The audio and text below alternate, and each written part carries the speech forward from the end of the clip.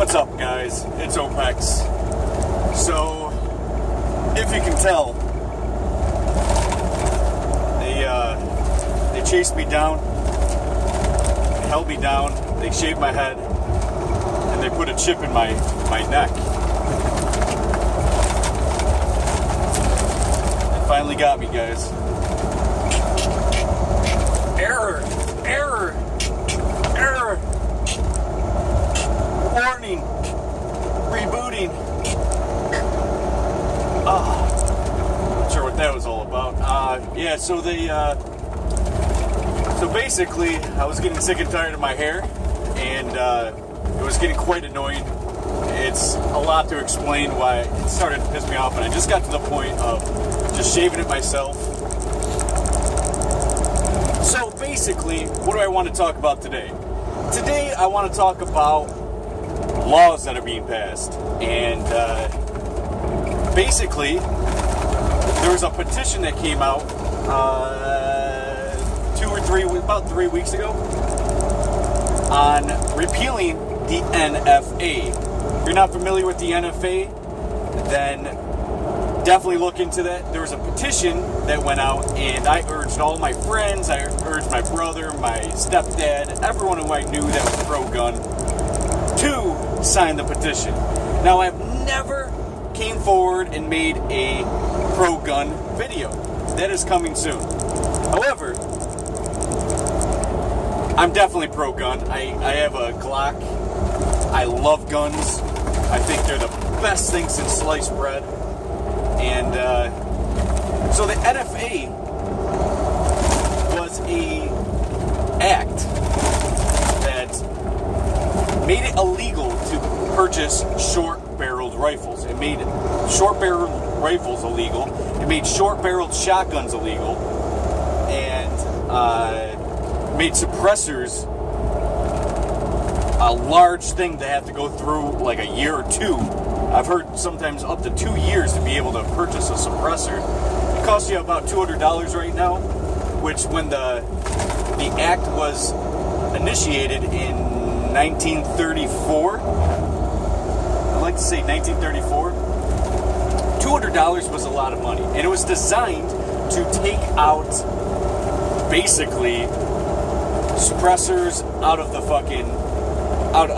equation. No one can afford it. $200 back then, you could afford a used car back then. It was about the same price. So think of it nowadays. If inflation went up, it would probably be about $8,000 to pay for a suppressor. Nobody's gonna fucking pay $800 for permission to purchase suppressors. However, the price on it never went up. It's still $200, but you still have to go through a background check, and those federal background checks take forever. And then they can just say no for no reason.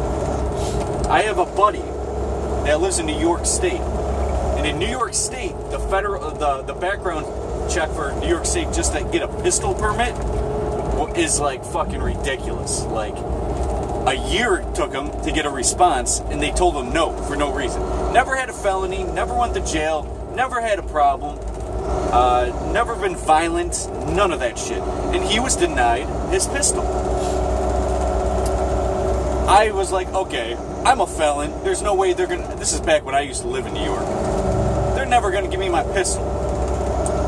So they're never gonna give me my pistol permit, no matter what. So I'm not even gonna try it. I ended up moving to Florida, and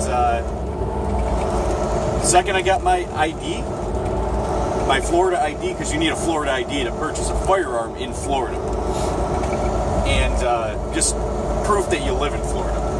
And the second I got my ID, went to the gun shop, I picked out the pistol I wanted, and they have a 3-day waiting period when purchasing a pistol. So I bought it on Wednesday, and I picked it up Friday. No background check, nothing. Did I hurt nobody? I hurt nobody. I didn't do anything to injure anybody. You can be a respectful, decent, safe gun owner regardless of this background check. that the government can tell you yes or no. Ridiculous. But that's what they're doing with the NFA. So there's a petition that went out, and I signed it when it was back at like 20,000 signatures.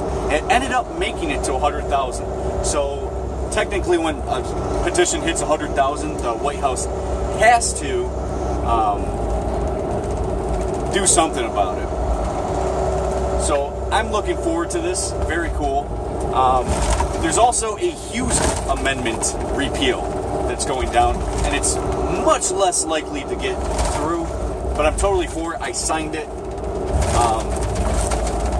You know, this is our chance kind of with Trump. I'm pro fucking gun, and I want all my rights that I could possibly have, and right now is our only chance to do it, because chances are no other president is even going to look at this or even care to even pretend to be affiliated with the NRA.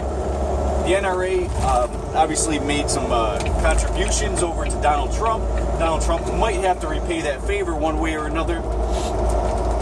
So if he responds on the NFA and says, yes, we will repeal the NFA, I can go to the store and buy a suppressor, buy a short-barreled rifle, and the whole nine, legally, which is exactly what I want. I want this. And if for whatever reason we can actually get 100,000 signatures within a week, I think 1 week is the deadline now, with the HUGHES amendment. The HUGHES amendment is making sure that we can get fully auto backing. So in order to get fully auto right now, you have to go through all the hoops. You have to pay all the money. So if you were able to buy a firearm that had a fully auto function on it before 1986, I believe it was 1986, it could have been 1984, but I'm going to say it's 1986.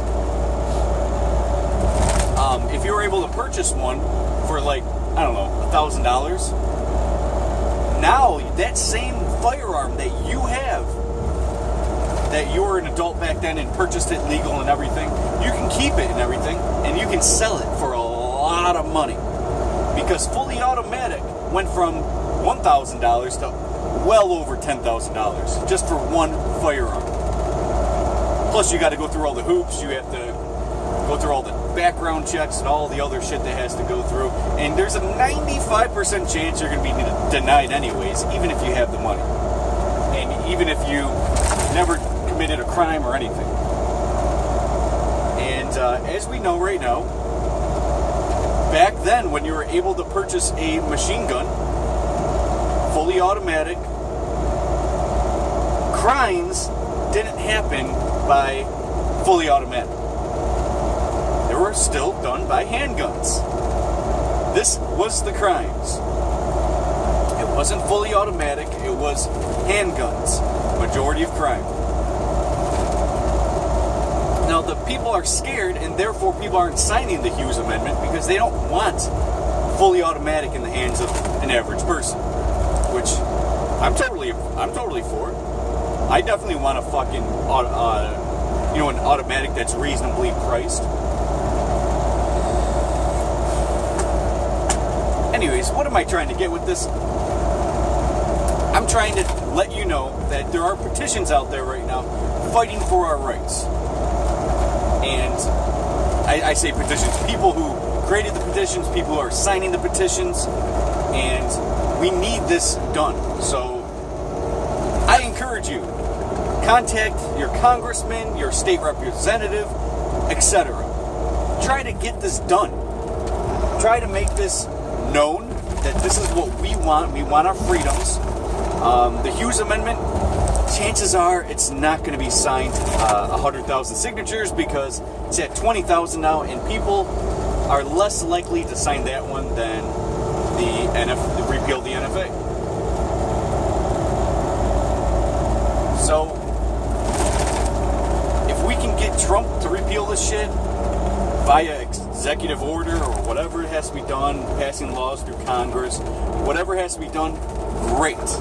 I'm not going to make my case now that I'm pro-gun and why you should do this in the whole nine. This would take forever. That's why I need a full video just on that. at least one full video just to get through the 101 shit. And there's a big chance that if you're watching my content, you're probably pro-gun as it is. Anyways, that's a few things that could be taking place right now. There's one thing that I'm worried about right now, and I'm trying to get to the bottom of it because I can't figure it out. So Trump repealed Obama Doesn't Care, right? The Obama Doesn't Care Act, Affordable Care Act, which is obviously not affordable, and so I don't trust healthcare. I don't trust insurance companies. I don't like paying $250 a month in tax. So I'm never going to use this healthcare. I'm never going to get any type of benefit out of this, because I don't believe it's a benefit. Health insurance is not a benefit to me. You guys might think it's still, you might still have lower IQ or lower consciousness or lower understanding of what's going on, and you might want this. You might want health insurance. You might want drugs from your doctor. But I'm too intelligent for this shit. I don't want it. I don't want to be paying $250 a month. I could be saving $250 a month, thousands of dollars a year, like at least $3,000 a year in their tax, just in tax. If I don't have to pay insurance right now. So I'm trying to ask you guys, please help me out. Let me know when I can stop paying for insurance. Because that's a lot of money that's coming out of my paycheck. A lot of money. And I'm sick of paying this shit. Because all it is a tax going to wealthy insurance companies that I'm never going to use. There's never going to be a time when I'm going to need that. And I don't have to go through all the explanations on that. I just want to know, when is the effective date? I've been searching this for weeks now. There is nothing online. For example, I go online and everything is talking about all the left-wing propaganda. What's going to happen when you can't afford insurance? Google has gotten to the point right now where it's so biased that they're worrying about people that are going to lose insurance. They're talking about, oh, there's going to be so many people losing insurance because they can't afford insurance. And they're coming up with statistics that so many people are going to be uninsured in 2017. Good! I don't want to be insured. I don't want to have to pay for this shit. It's a lot of fucking money. Think of it this way. If you're making $20 an hour and then you're paying for health insurance, you're making $15 an hour. It's fucking ridiculous. On top of all the taxes and all the other shit, it's fucking ridiculous.